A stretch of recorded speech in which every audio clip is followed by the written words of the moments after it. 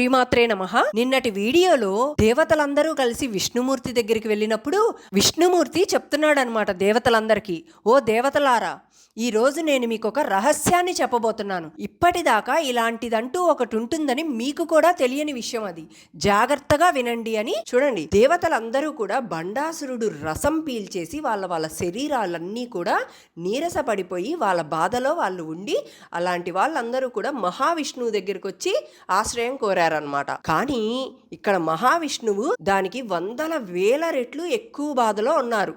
ఎందుకో తెలిస్తే కామెంట్లో తెలియచేయండి. అలాంటి దేవతలందరికీ కూడా ఇక్కడ మహావిష్ణువు దారి చూపిస్తున్నారనమాట. అది ఎలాంటి దారి అంటే, ఆ మార్గం గుండానే లలితా అమ్మవారు ఆవిర్భవిస్తారు. అలాంటి ఒక మార్గం ఉంటుందని కూడా ఇప్పటి వరకు దేవతలకి తెలియదు. అది ఏంటో ఇక్కడ మహావిష్ణువు దేవతలకి చెప్తున్నారు, వినండి. మనం ఇప్పుడు ఉంటున్న బ్రహ్మాండం ఏదైతే ఉందో ఇదంతా కూడా పంచభూతాలతో ఉంటుంది. అలాంటి పంచభూతాలలో ఆకాశం అనేది మనం ఉంటున్న బ్రహ్మాండానికి పైకప్పు లాంటిదనమాట. అంటే మన ఇంటికి ఎలా అయితే ఒక పైకప్పు ఉంటుందో, ఈ బ్రహ్మాండం మొత్తానికి కూడా అలాంటి పైకప్పు అనేది ఒకటి ఉంటుంది. ఆ పైకప్పుని చీల్చుకొని దాటి మనం బయటికి కానీ వెళ్ళగలిగితే, అక్కడ మనం ఇప్పుడు ఎలా అయితే ఉంటున్నామో బ్రహ్మాండం, అలాంటివి కొన్ని కోట్ల బ్రహ్మాండాలు మనకు కనిపిస్తాయి. వాటన్నిటికీ కలిపి ఇంకొక ఆకాశం అనేది ఉంది. దానినే మహాకాశం అని అంటారనమాట. అలాంటి మహాకాశం వద్ద మనల్ని ఈ సమస్య నుండి బయటపడించే ఒక మహాశంభువు ఉంటారు. ఆయనే మనల్ని దీన్ని దాటించగలరు అని ఇక్కడ మహావిష్ణువు దేవతలకి చెప్పగానే వెంటనే దేవతలు, అయ్యో స్వామి, మనం ఉంటున్న ఈ ఆకాశాన్ని మనం ఎలా దాటి బయటికి వెళ్ళగలం అని అడుగుతున్నారనమాట. అడగగానే మహావిష్ణువు చెప్తున్నారు, ఇది సాధారణ మనుషులకి రాక్షసులకి సాధ్యం కాదు, కానీ ప్రయత్నిస్తే మనకి మాత్రం సాధ్యమవుతుంది అని చెప్తున్నారనమాట. మిమ్మల్ని అలాంటి ఆకాశపు పైకప్పు వరకు నేను తీసుకెళ్తాను. దేవతలందరినీ వెంట పెట్టుకుని ఆ భూతాకాశం యొక్క సరిహద్దు వరకు తీసుకెళ్లారనమాట. ఇక్కడ దేవతలందరూ ఎలా వెళ్ళారంటే, వాళ్ళ దిక్కజాలను తీసుకొని వెళ్ళారు. అంటే వాళ్ళ వాహనాలను తీసుకొని వెళ్ళారనమాట. ఇక్కడ అందరూ కూడా ఎప్పుడైతే ఆ భూతాకాశం సరిహద్దు దగ్గరికి చేరుకున్నారో అక్కడి నుంచి వాళ్ళకి ఏమీ కనిపించటం లేదనమాట. అంతా కూడా గాఢమైన చీకటితో కప్పేసి ఉంది. ఇంకా ముందుకు వెళ్ళాలి అంటే వాళ్ళకి మార్గం అనేది కనిపించటం లేదనమాట. అందరూ కూడా అక్కడ ఆగిపోయారనమాట. అలా నిరాశగా కూర్చున్న దేవతలకి ఒక మార్గం అనేది కనిపించిందనమాట. ఆ మార్గాన్ని ఇక్కడ ఎవరు సృష్టించారంటే, దిక్పాలకుల ఏనుగులు తమ శక్తిని సమకూర్చి 100 ఏళ్ల నిరంతరం ప్రయత్నించి ఒక దివ్య మార్గాన్ని సృష్టించారనమాట. దానివల్ల దేవతలు భౌతిక ఆకాశాన్ని దాటి చిదాకాశంలోకి ప్రవేశించారు. ఇక్కడ దిక్కజాలు అంటే ఏంటో మనం చెప్పుకుందాం ఇప్పుడు. చూడండి, దిక్కజాలు అంటే దిశలను నిలబెట్టగలిగే దివ్య ఏనుగులు అనమాట. వీరు విశ్వస్థిరత్వానికి చిహ్నాలు. ఇక్కడ చూసుకున్నట్లయితే ప్రపంచానికి 8 ప్రధాన దిశలు ఉంటాయన్నమాట. వాటికి 8 దిక్పాలకులు అంటే దిక్కుల యొక్క దేవతలు, మరియు వాటిని మోసే 8 దిక్కజాలు అంటే ఏనుగులు అనమాట. ఇక్కడ 8 దిక్కులు ఏంటంటే తూర్పు, ఆగ్నేయం, దక్షిణం, నైరుతి, పడమర, వాయువ్యం, ఉత్తరం, ఈశాన్యం. ఇలాంటి దిక్కులన్నిటికీ కూడా దిక్కు దేవతలు ఉంటారనమాట.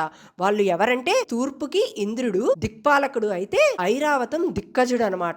అలానే ఆగ్నేయానికి దిక్పాలకుడు అగ్ని అయితే దిక్కజుడు ఇక్కడ పుండరీకము. తరువాత దక్షిణం దిక్కుకి యముడు దిక్పాలకుడు అయితే వామనము దిక్కజుడు అనమాట. తరువాత నైరుతికి నిరుతి దిక్పాలకుడు అయితే దిక్కజుడు అంజనము. తరువాత పడమరకి దిక్పాలకుడు వరుణదేవుడు అయితే దిక్కజుడు పుష్పదంతం అనమాట. తరువాత వాయువ్యం, దీనికి దిక్పాలకుడు వాయుదేవుడు, ఆయనకి దిక్కజుడు సర్వభౌము.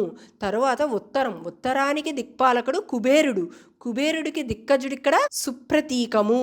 తరువాత ఈశానంకి దిక్పాలకుడు ఈశానుడు, దిక్కజుడు కుముదము. అలాంటి ఆ 8 దిక్కజాలు కూడా ఇక్కడ తమ శక్తిని మొత్తం సమకూర్చుకొని 100 ఏళ్ళు ప్రయత్నించి ఒక దివ్య మార్గాన్ని సృష్టించారనమాట. ఇప్పుడు దేవతలందరికీ కూడా ఒక దివ్యమైన మార్గం అనేది కనిపించింది.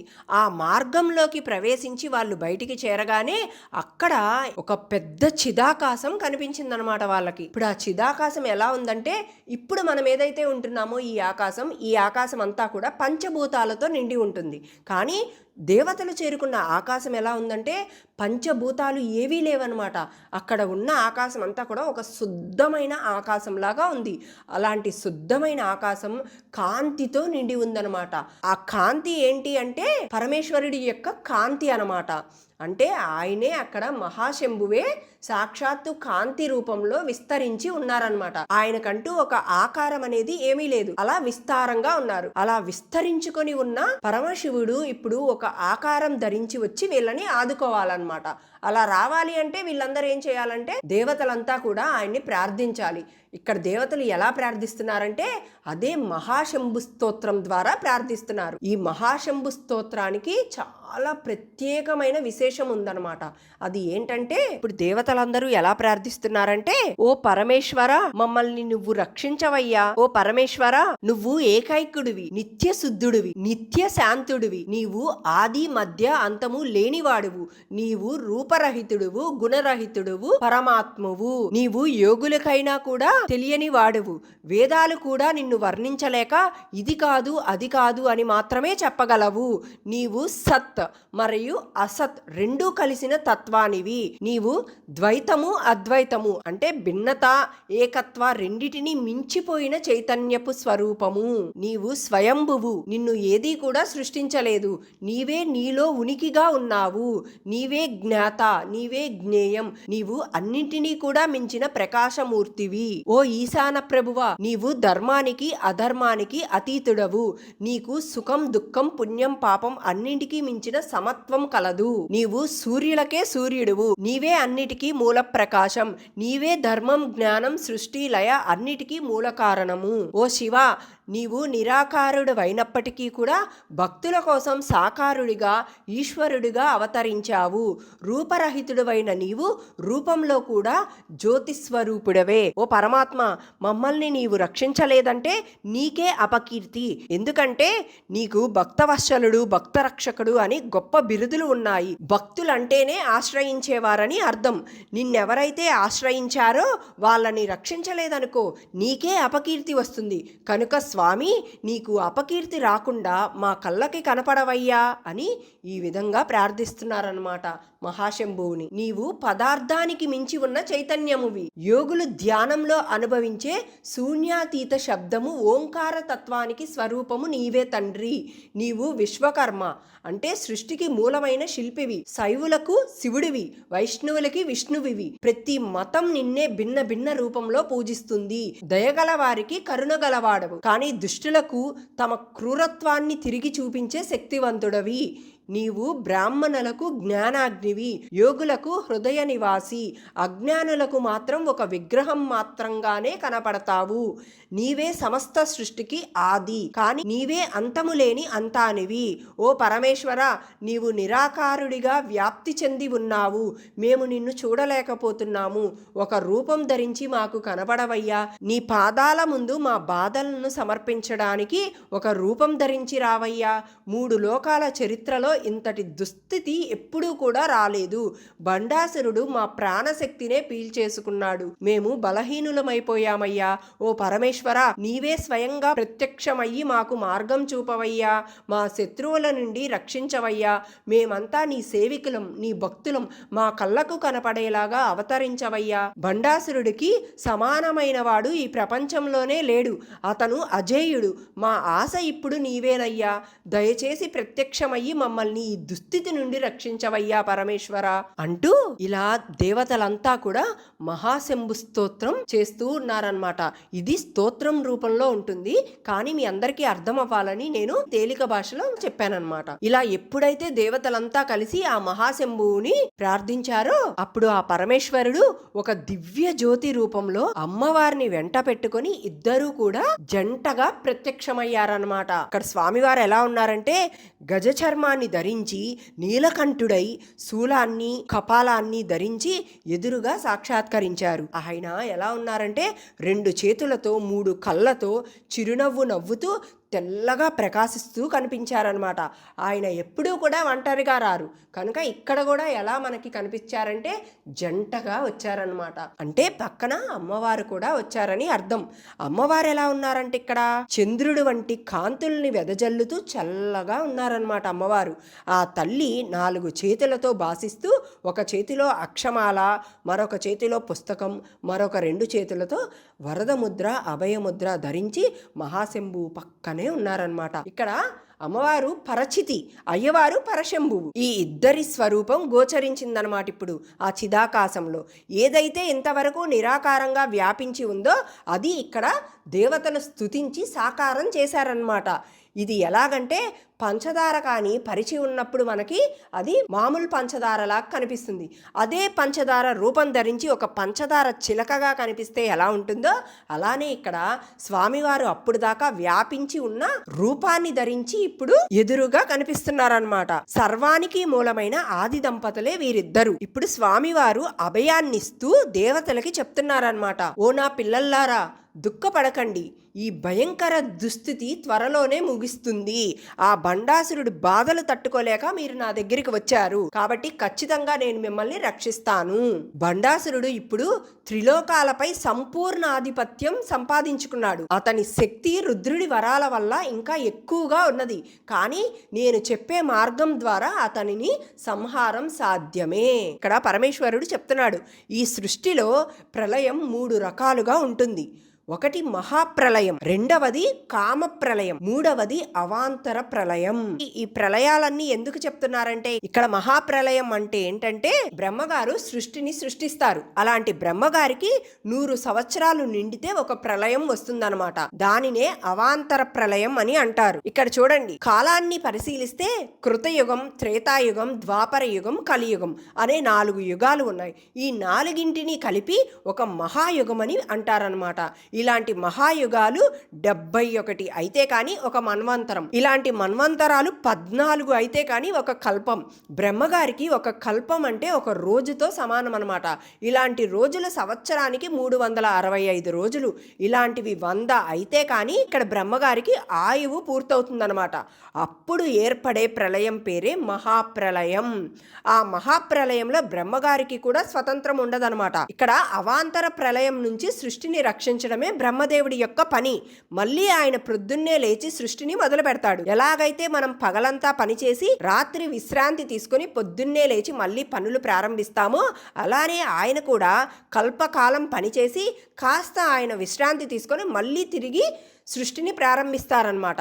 మనం గత రోజు విడిచిపెట్టిన పనిని ఈరోజు ఎలా అయితే ప్రారంభిస్తున్నామో గత కల్పంలో వదిలిన దాన్ని బ్రహ్మ మళ్ళీ తీసుకొని వస్తాడనమాట. ఇప్పుడు ఆ పరమశంభు చెప్తున్నాడనమాట, ఇలాంటి మహాప్రళయం ఏదైతే వస్తుందో ఈ మహాప్రళయం నుంచి ఈ జగత్తుని ఆదుకునేవాణ్ణి నేనే. ఈ మహాప్రళయంలో బ్రహ్మాదులంతా కూడా నాలోనే లీనమైపోతారు. మళ్ళీ జగత్తు ఆరంభించినప్పుడు నేను వారందరినీ కూడా నాలో నుంచే సృష్టిస్తుంటాను. ఇప్పుడు దాకా మహాప్రళయం గురించి, అవాంతర ప్రళయం గురించి చెప్పుకున్నాం. తరువాత 3వ ప్రళయం కామ ప్రళయం అనమాట.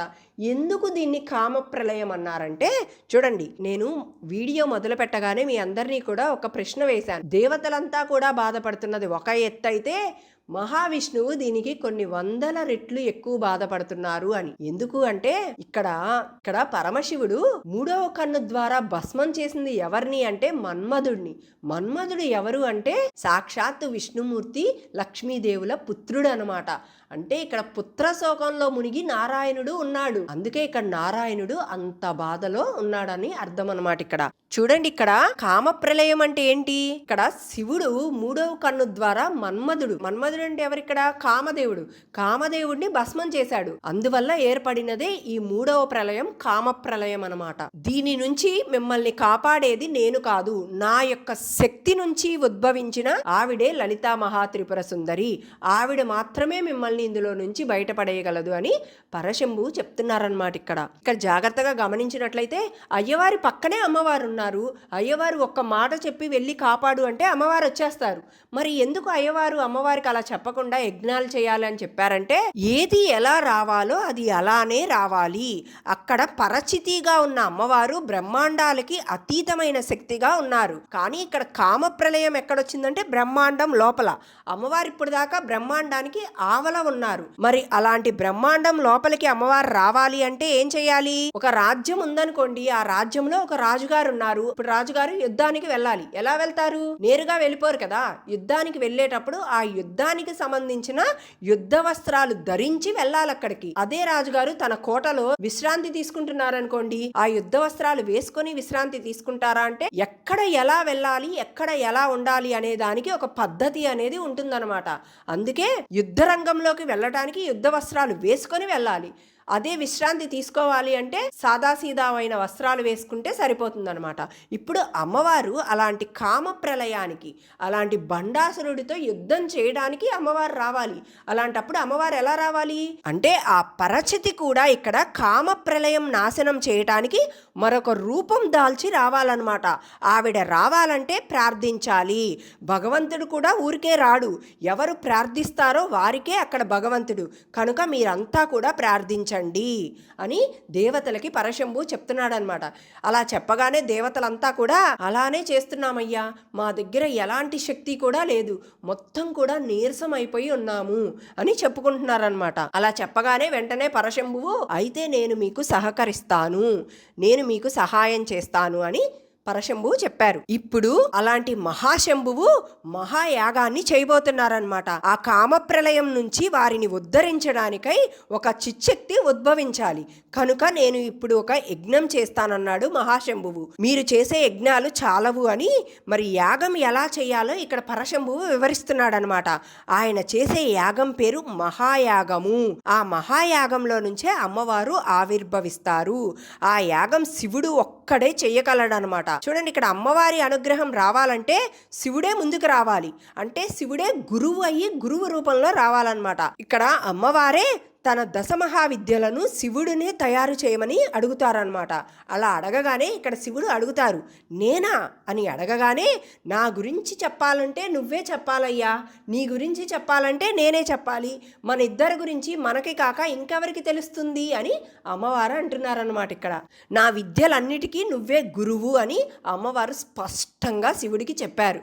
అలా చెప్పగానే పరమేశ్వరుడు ఒక్కొక్క విద్యకి ఒక్కొక్క రూపంతో గురువయ్యాడనమాట. శ్రీ విద్యకు మాత్రం దక్షిణామూర్తి రూపంతో గురువయ్యాడు.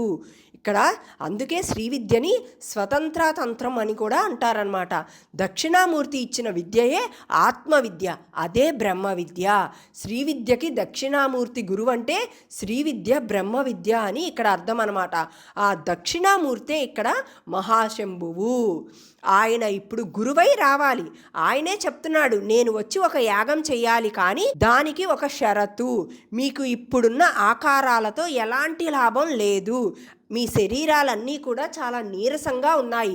అలాంటి మీ శరీరాలు మళ్ళీ పుంజుకోవాలంటే మీరు ఒక పని చేయాలి అని చెప్తున్నారనమాట. నేను యాగం చేసి అగ్నిని రగులుస్తాను, అందులో మిమ్మల్ని మీరు హుతం చేసుకోవాలి అని పరశంభువు చెప్పారనమాట. ఇక్కడ మిమ్మల్ని మీరు ఇస్తే లోపల నుంచి ఒక ఆవిడ వచ్చి మళ్ళీ మిమ్మల్ని సృష్టిస్తుంది. అప్పుడు మీరు నవనవలాడుతుంటారు.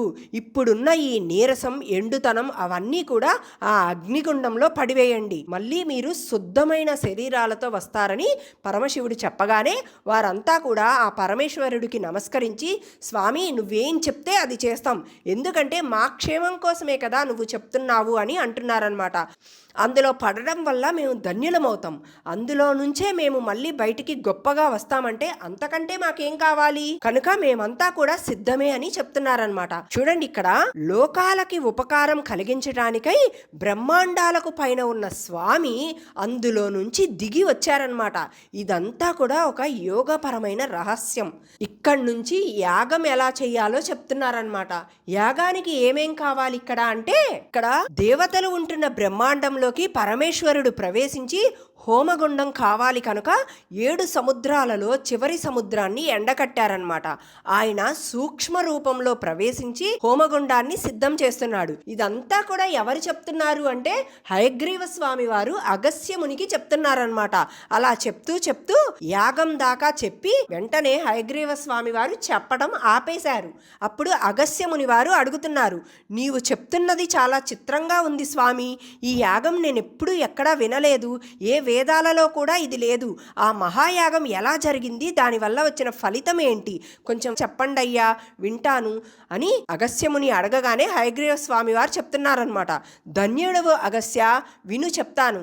ఈ కథను పఠించినా విన్నా కూడా వచ్చే ఫలితాన్ని హయగ్రీవ స్వామి వారు చెప్తున్నారు ఇక్కడ. ఈ కథను పఠిస్తే పాపాలన్నీ పోగొడుతుంది. ఈ కథను వింటే మన హృదయంలో ఉన్న మాలిన్యాలనన్నీ కూడా నశింపజేస్తుంది. ఈ కథని నిరంతరం ఎవరైతే పారాయణ క్రమంలో చదువుతారో వారికి పరబ్రహ్మామృతమే ప్రాప్తిస్తుంది అని చెప్తున్నారనమాట హయగ్రీవ స్వామి వారు. ముందు ఫలితం చెప్పి తర్వాత ప్రారంభిస్తున్నారు. ఎందుకంటే దాని బట్టి విషయం యొక్క గొప్పదనం మనకి తెలుస్తుంది. చూడండి, ఇక్కడ ఫలితం ఎంత గొప్పది అని తెలిస్తే ఆ పనికి అంత ఏకాగ్రత కావాలని అర్థం అన్నమాట. ఇక్కడ చూడండి, ముందుగా మనకి హోమానికి ఏమేమి అవసరమో తెలిస్తే దాన్ని పరశంభువు ఎలా సృష్టించాడనేది తెలుసుకుంటే ఇంకా బాగుంటుందన్నమాట. ముందుగా హోమగుండం కావాలి, ఆ హోమగుండంలోకి అగ్ని కావాలి, ఒక హోత కావాలి, మంత్రం కావాలి, హవిర్భాగం కావాలి, ఇంధనం కావాలి, నెయ్యి కావాలి. ఇవి ఇప్పుడు పరశంభువు ఎలా సృష్టించాడో చెప్పుకుందాం. చూడండి, ఇక్కడ పరశంభువు ముందుగా 7 సముద్రాలలో చివర సముద్రాన్ని ఎండగట్టగానే అది మొత్తం కూడా ఒక గొయ్యలాగా మారిపోయి పెద్ద హోమగుండంలాగా మారిపోయిందనమాట. తరువాత స్వామివారే స్వయంగా హోత అయ్యారనమాట. ఆయనే స్వయంగా ఇక్కడ వచ్చి కూర్చున్నారు. యజ్ఞం చేయాలంటే యజమానికి పత్ని ఉండాలి, ఆవిడే పరచితి. ఆ పరచితే ఇక్కడ యజ్ఞపత్నిగా కూర్చున్నారు. అంటే అమ్మవారు అయ్యవారు ఇద్దరు కలిసి కూర్చొని చేస్తున్నారు ఈ యజ్ఞాన్ని. ఆయన మంత్రంతో హోమం చేయబోతున్నాడు ఇప్పుడు. ఇదే నిజానికి శ్రీ విద్యా హోమం, మహాయాగ క్రమం. ఇప్పుడు దానిలో ఒక అగ్నిని రగిల్చాలి. దానికంటే కూడా ముందు అగ్నిలో వేయాల్సిన పదార్థాలని సిద్ధం చేసుకుంటున్నారనమాట. యజ్ఞం చేసేటప్పుడు అందులో వేయవలసిన హోమద్రవ్యాలన్నీ తీసుకొని 4 భాగాలుగా చేసుకుంటారు. 4వ భాగాన్ని తీసి అగ్నిలో వేస్తారనమాట. ఇప్పుడు ఆ అగ్నిని రగిల్చడానికి స్వామివారు తెచ్చినవి ఏంటి అంటే భూమిని చీల్చుకొని వచ్చే వాటిని తీసుకొచ్చారనమాట. అంటే ఏంటి, వృక్షాలు, లతలు అవన్నీ కూడా తీసుకొచ్చుకున్నారనమాట. ఇప్పుడు అగ్ని కావాలి. ఆ పరశంభువుకి హోమగుండంలో అగ్ని రగిల్చడానికి కావాలి. మరి అగ్నిదేవుణ్ణి చూస్తేనేమో బండాసురుడి దెబ్బకి నీరసపు శరీరంతో ఓపిక లేక అక్కడ ఉన్నారనమాట. అలాంటి ఆయన నుంచి వచ్చే అగ్ని ఇక్కడ సరిపోదనమాట. అందుకని పరశంభువు ఏం చేశారంటే ఇక్కడ ఒక్కసారిగా అమ్మవారి మంత్రాన్ని జపం చేసుకొని ఆ జపం ద్వారా ఒక బీజాక్షరాన్ని పలికారనమాట. ఎప్పుడైతే ఆ పరశంభువు ఆ బీజాక్షరాన్ని పలికారో ఆయన శరీరం అంతా కూడా ఒక్కసారిగా కంపించింది. అలా కంపించగానే ఆయన శరీరంలో మూలాధారం నుంచి కదలిక అనేది మొదలయ్యి అక్కడి నుంచి అగ్ని బయలుదేరి వచ్చిందనమాట. అలా మూలాధారం నుంచి ప్రవేశించిన అగ్ని ఒక్కొక్క చక్రాన్ని దాటుకుంటూ ఆజ్ఞా చక్రం వరకు చేరుకుందనమాట. ఎప్పుడైతే ఆజ్ఞా చక్రానికి చేరుకుందో 3వ కన్ను ద్వారా శివుడు అక్కడ అగ్నిని రగిల్చారనమాట. అంటే ఇక్కడ పరమశివుడు మూలాధారం నుండి అగ్ని తీసుకొని 3వ కన్నుతో బయటికి తీసుకొచ్చారు. దాన్ని 3వ కన్ను నుండి వచ్చింది కనుకనే అది చిదాగ్ని అయిందనమాట. ఇక్కడ ఇప్పుడు అగ్ని అనేది రగిలిందనమాట. అందులో పరమశివుడు ఇప్పుడు హోమం చేయబోతున్నాడు. హోమం చేయడానికి ముందుగా అగ్నిదేవుణ్ణి ఆరాధించాలి. పరమేశ్వరుడు అయినా కూడా తాను పెట్టిన సాంప్రదాయాన్ని తానే పాటిస్తాడు కనుక 8 మూర్తుల అగ్నిని, 6 మూర్తుల అగ్నిని, 3 మూర్తుల అగ్నిని పరమేశ్వరుడు ఇక్కడ పూజించారని చెప్తున్నారనమాట. ఇప్పుడు అగ్ని కూడా సిద్ధమైపోయింది. చూడండి, ఇప్పుడు అగ్ని రగిలిన తర్వాత ఇప్పుడు అగ్నికి 4 వైపులా కూడా కొన్ని పువ్వులని, అక్షతలని వేస్తారనమాట. ఇప్పుడు పరమేశ్వరుడు ఆ పువ్వులు తీసుకురావడానికి ఒక్కసారిగా ఆకాశంలోకి చెయ్యి చాచగానే అక్కడ నక్షత్రాలు కనబడ్డాయి. అలా పరమేశ్వరుడు నక్షత్రాలన్నీ తీసుకున్నాడంటే వాటిని కాంతిని గ్రహించాడని మనం ఇక్కడ భావించాలన్నమాట. ఇప్పుడు ప్రక్రియ అంతా భావిస్తే సముద్రం అగ్నికుండంలాగా మారింది. దాని యందు పువ్వులు, నక్షత్రాలు. యాగం చేస్తున్నవాడు పరశంభువు, అది విరాట్ యాగం. ఇప్పుడు ఆ రగులుతున్న అగ్నిలో హుతం చేయాలన్నమాట. సాధారణంగా నెయ్యి వేయడం కోసం ఆ పరశంభువు 7 సముద్రాలలో చివరి సముద్రాన్ని ఎండగట్టి హోమగుండంలాగా మార్చుకున్నారు. ఇంకా కూడా 6 సముద్రాలు అనేవి ఉన్నాయి. వాటిని ఒక్కొక్క దానిని లాగుతున్నారనమాట. ఎలా అంటే యజ్ఞంలో వాడబడే సృక్కు స్రవము అనే ఈ 2 పవిత్ర పరికరాలు యజ్ఞంలో చాలా ముఖ్యమైన పాత్రని పోషిస్తాయన్నమాట. చూడండి, ఇవి మహాశంభు స్వయంగా ప్రకృతి నుండి సృష్టించారనమాట ఈ రెండిటిని కూడా. సృక్ అంటే ఇక్కడ పెద్ద చెంచా, దానిని ఇంద్రధనస్సుతో నిర్మించారు. స్రువ అంటే చిన్న చెంచా, దీనిని మెరుపు కాంతితో రూపొందించారనమాట. అంటే మహాశంభువు ఇక్కడ మేఘాలని గరితంగా, సముద్రాలని నెయ్యగా మారుస్తున్నారనమాట. ఇక్కడ రసాన్ని లాగే శక్తి మేఘానికి ఒక్కదానికే ఉందన్నమాట. అలాంటి రసం మేఘం నందు ఆవిష్కరింపబడుతుంది. ఇప్పుడు ఆ ఆవిష్కరింపబడిందంతా కూడా వర్షిస్తుంది. ఇప్పుడు అది హోమగుండంలో వర్షించాలన్నమాట. మేఘాలు స్వతహాగా దేన్ని ఆకర్షిస్తాయి? సముద్రాలనే ఆకర్షిస్తుంటాయి. ఇక్కడ మనకి తెలిసిన ఈ బ్రహ్మాండంలో ఉన్న సముద్రాలన్నీ కూడా ఉప్పు సముద్రాలన్నమాట. కానీ ఇక్కడ మన ఒక్క బ్రహ్మాండమే కాదు కదా, కొన్ని కోట్ల బ్రహ్మాండాలు అనేవి ఉన్నాయి. అలాంటి కోట్ల బ్రహ్మాండంలో మనకి ఉన్నది ఉప్పు సముద్రం. అలా వేరు వేరు బ్రహ్మాండాల్లో ఉన్న సముద్రాలు ఏంటో ఇక్కడ చెప్తున్నారనమాట. చూడండి, మనకి ఉప్పు సముద్రం ఉన్నట్టే వేరొక బ్రహ్మాండంలో పెరుగు సముద్రం ఉంటుందంట. ఇంకొక బ్రహ్మాండంలో మధ్య సముద్రం ఉంటుంది. ఇంకొక బ్రహ్మాండంలో నెయ్యి సముద్రం ఉంది. ఇంకొక బ్రహ్మాండంలో చెరుకు రసం సముద్రం ఉంటుంది. ఇంకొక బ్రహ్మాండంలో పాల సముద్రం ఉంటుందంట. ఇంకొక బ్రహ్మాండంలో అమృతం కూడా సముద్రం లాగా ఉంటుందంట. ఇలా ఒక్కొక్క సముద్రాన్ని ఈ మేఘాలనేవి ఆకర్షించి అన్నిటినీ కూడా నెయ్యి రూపంలోకి మార్చబడుతున్నాయంట. ఇదంతా ఎవరు చేస్తున్నారంటే ఆ పరశంభువుకి సాధ్యం కానిది ఏదీ లేదనమాట. అలాంటి ప్రకృతిని ఉపయోగించుకొని ఆయన హోమాన్ని చేస్తున్నారనమాట. ఒక్కొక్కటిగా వేస్తూ అగ్నిని రగుల్చుకుంటున్నారనమాట. ఇక్కడ ఒక్కొక్క సముద్రాన్ని అగ్నిహోత్రంలో వేస్తున్నప్పుడు అగ్ని అనేది రగులుకుంటుందనమాట. అలా చిదాగ్ని కుండం మొత్తం రగులుకున్నాక మహాశంభునాథుడు పెద్ద చెంచాలతో పాల సముద్రాన్ని పట్టుకొని ఆ ఉప్పెనలు ఉప్పొంగుతున్నప్పుడు జ్వాలలలో సమర్పించారనమాట. అలా మహాశంభు ఇప్పటికే సముద్రాలను సమర్పించినా సరిపోలేదని భావించి ఇప్పుడు అన్ని లోకాలను కూడా సమర్పించాలని నిర్ణయించుకున్నారు. తరువాత తన వాయురూప శక్తితో అన్ని నాగులను తమ వైపుకి ఆకర్షించుకున్నాడనమాట. అలా ఆకర్షించుకోగానే కర్కోటకుడు మొదలైన మహానాగులు అందరూ కూడా ఆ యజ్ఞంలోకి దూకేశారు. తరువాత ఆయన 8 దిక్కులను కాపాడే ఏనుగులను పిలిచారనమాట. వీరంతా కూడా ఐరావత, పుండరీక, వామన, కుముద, అంజన, పుష్పదంత, సర్వభౌమ, సుప్రతీక ఈ 8 దిక్పాలకుల ఏనుగులను కూడా అందులోకి ఆహుతి కమ్మని ఆజ్ఞాపించారు. ఆ ఏనుగులు మాత్రమే కాకుండా వారి భార్యలైన అబ్రక, కపిల, పింగళ, అనుపమ ఇలా వీళ్ళందరూ కూడా స్వచ్ఛందంగా ఆ అగ్నిలోకి దూకి త్యాగాన్ని చేశారనమాట. ఆ తరువాత భూమిపై ఉన్న అన్ని దేశాల నుంచి భారత వర్షం, కింపురుష వర్షం, హరివర్షం, కురువర్షం ఇలా ప్రజలందరూ వచ్చి యజ్ఞంలోకి తామే స్వయంగా సమర్పించుకున్నారనమాట. అలా అన్ని లోకాలు ఖాళీ అయ్యాక మహాశంభువు గ్రహాలని, దేవతలని అన్నిటినీ కూడా సమర్పించేశారనమాట. ఇప్పుడు ఇంద్రుడు, అగ్ని, యముడు, వరుణుడు, కుబేరుడు, ఈశానుడు వీళ్ళంతా ఎవరంటే ఇక్కడ దిక్పాలకులు అనమాట. ఇలా దిక్పాలకులు అందరినీ పూలతో, ఆభరణాలతో అలంకరించుకొని యజ్ఞానికి తామే హవస్సులుగా అర్పించుకున్నారనమాట. అలా దిక్పాలకులు ఎప్పుడైతే సమర్పించుకున్నారో వెంటనే వాళ్ళ భార్యలు కూడా అందులో దూకేశారనమాట. తరువాత విష్ణుమూర్తి తన లక్ష్మీదేవితో, భూదేవితో కలిసి సంపూర్ణ జ్ఞానాగ్నిలోకి ప్రవేశించారనమాట. ఆ తరువాత శివుడు తన భృంగి, నంది, వినాయకుడు, గణపతులతో అందరినీ తీసుకొని చిదాగ్నిలో ప్రశాంతంగా ప్రవేశించారనమాట. తరువాత 66 కోట్ల దేవగణాలు మరియు అప్సరసులు కూడా యజ్ఞంలోకి ప్రవేశించి త్యాగం చేసుకున్నారు. భండాసురుడు ఈ సమస్తాన్ని చూస్తూ భయంతో కానీ అసూయతో కానీ మౌనంగా నిలబడిపోయాడనమాట. తర్వాత బ్రహ్మదేవుడు తన హంసపై వచ్చారనమాట. అతనితో పాటు మారిచి మహర్షి, ఇతర మునులు కూడా ఉన్నారు. సరస్వతి, గాయత్రి, సావిత్రులతో కలిసి బ్రహ్మ కూడా యజ్ఞంలోకి తాను సమర్పించుకున్నారు. తరువాత 4 వేదాలు, 6 దర్శనాలు రూపాంతరాలుగా అవతరించి అవి కూడా యజ్ఞ యజ్ఞంలోకి ప్రవేశించాయన్నమాట. అలా 3 లోకాలలో ఉన్నదంతా సమర్పించిన తరువాత మిగిలింది ఒక్క శివుడు మాత్రమే. ఆ అగ్నిజ్వాలలు ఇప్పుడు విశ్వాన్ని నింపే దాని అంచులకు చేరుతున్నాయన్నమాట. మహాశంభువు ఆ మహాహోమాన్ని పూర్తి చేసి తన వాయు రూపాన్ని విడిచి తన అసలు దివ్య రూపంలోకి వచ్చి లలితా పరమేశ్వరి ఆవిర్భావం కోసం ప్రార్థన చేయటం మొదలుపెట్టారన్నమాట.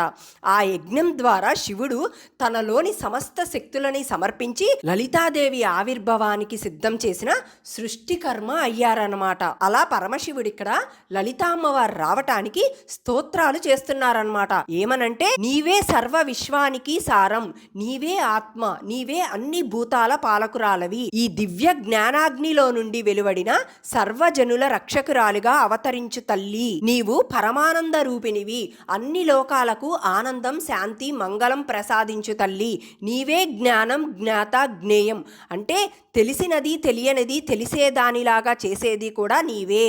ఓ జ్ఞాన ప్రకాశ రూపిణి, ఈ అగ్నిలో నుండి బ్రహ్మజ్ఞాన స్వరూపినిగా అవతరించమ్మా అని అంటున్నారనమాట. ఇంకా ఓ లలిత, నీవు కాలరూపిణి, లోకాల సృష్టి స్థితి లయం నీ చిత్తంలోనే జరుగుతాయి, కాలాన్ని మింగే రూపముగా అగ్నిలో నుండి రా తల్లి అని అంటున్నారనమాట. నీవే మంగళ రూపిణి కాబట్టి జ్ఞానాగ్నిలో నుంచి పునర్జన్మగా ప్రసాదించు తల్లి. ఓ దేవి, నీవే సృష్టికర్త స్థితికర్త లయకర్త, సర్వలోకాధిపతిగా ఈ జ్ఞానాగ్నిలో నుండి అవతరించు తల్లి, సర్వజనులకు రక్షణగా నిలువు.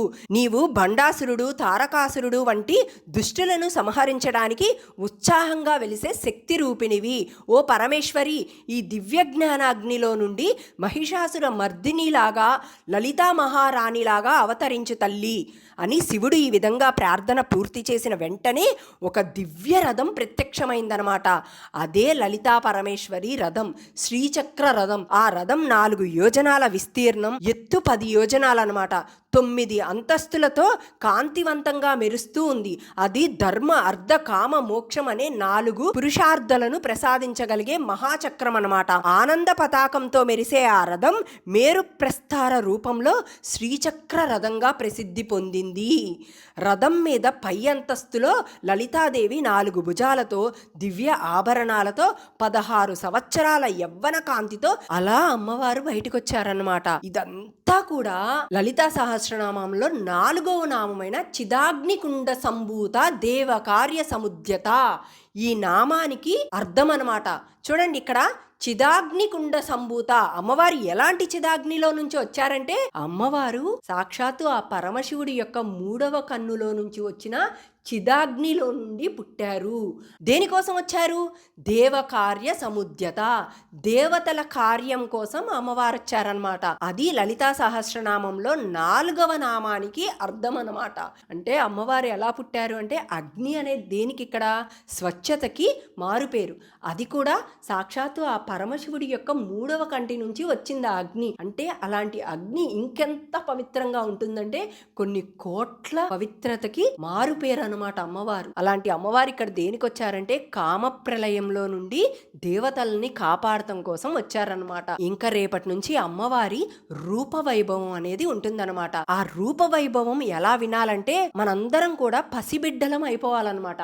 అమ్మవారి రూపం గురించి చెప్తున్నప్పుడు ఎలాంటి చెడు దృష్టి లేకుండా మనసుని పవిత్రం చేసుకొని మన కన్న తల్లి గురించి చెప్తుంటే ఎలా వింటామో అలా వినాలన్నమాట. శ్రీమాత్రే నమః. మీ అందరికీ ఈ వీడియో నచ్చుతుందని ఆశిస్తూ రేపటి వీడియోలో అమ్మవారి రూప వైభవం చెప్పుకుందాం.